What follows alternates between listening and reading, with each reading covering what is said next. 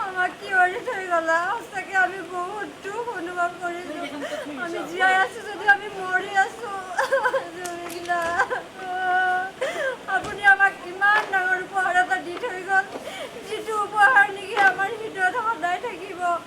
আমি সদায় হৃদয়ত আপোনাৰ নাম ল'ম আপুনি এজন সংগীতৰ ভগৱান আৰু ভগৱানৰ এটাই কথা ক'ম ভগৱানৰ